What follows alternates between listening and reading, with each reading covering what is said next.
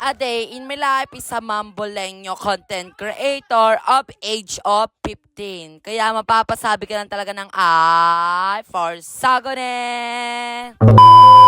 So, for this vlog, this piras nga po pala ng bagong taon, mahigit mga 2:00 na po ka na talaga ng hapon, nagagayak na nga po pala. At pagkaluto nga po pala ng ibang handa, ay nagtingin mo po pala kami sa may parang kasi dyan nga po pala kami magbabagong taon. Pagtingin ko nga po pala yung tito ko po ay naglilitsyon-litsunan. Sabi nga po pala niya, isang buo daw po pa talaga sana yaan kung nagpahig nga po talaga yung tita kong katayong isang buong baboy. Pero hindi nga po sa pinayagan kasi nga po mahal-mahal nila. So, for this vlog, ayan nga, nagluluto na nga po pala kami dyan ng litsyon. Litsyon na inihaw na di ko alam. Ano ba yung tawag dyan? Ganun. Ayan guys, so nagpunta na nga po pala kami dyan ng LCC para mamili ng mga palaro para bukas. Para bukas po kasi sinabukasan po ng bagong taon, magsiswimming nga po pala kami dyan. Kaya agad na nga po pala na kami nagbili. At isa nga din po sa mga isang palaro din po namin ay ang mukbang. Tinry nga muna po namin ang isa dyan. Binuksan nga po pala namin isa dyan. Mukbang guys yan. Tapos may seaweed po. Talagay mo dyan. Yo, grabe. Sobrang anghang nga talaga mga day. Pag masuksok mga talaga sa mga ngam, grabe. Sobrang anghang. Halos nagkayak-iyak. Nagkabulon-bulunan na nga ang akin mga lalamunan. Grabe talaga. Pagkasubo mo pa lang talaga dyan.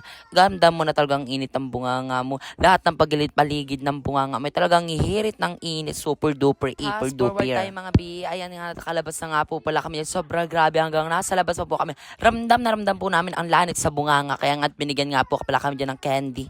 Yung candy po yan na pamalamig pag nilagay sa bunganga. Okay na rin yung nakakatingkal ng sobrang anghang. Grabe guys. Ayan nga, binigyan nga sobrang. Napapansin nyo nga talaga dyan ako dyan. Grabe pa, ihip-ihip pa talaga yan yung personification Actually, niya. Hindi nga po pala namin ubusin. Kaya dinala po namin yan sa may bahay. Ayan nga po, pinagkakaguluhan nila. Tinakbo-takbo pa po nila yan dyan. At binigay pa nga po pala dyan sa isa. Pinatikam nga po pala namin kung umiinit yung bunganga nila. At ayan po, ang sabi. Ang sabi nga po pala dyan, no reaction daw. Fast forward tayo, binandyan nga po pala kami sa may boulevard. Titingin nga po pala kami dyan ng mga palaro.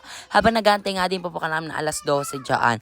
Mga oras na rin po yan dyan. Malapit na din po mag 12:00. So nandyan na din po kami. Fast forward tayo, 12:00 na nga po pala.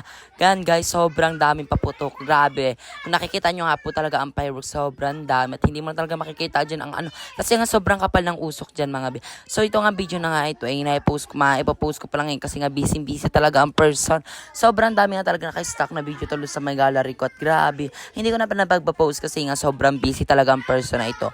Tingnan nyo guys, sobrang ganda at sobrang linaw sa kabutugan. Charis. Ayan guys, sobrang dami paputok. Hindi na din namin alam kung saan kayo magbibideo kasi sobrang dami. Panuodin nyo po.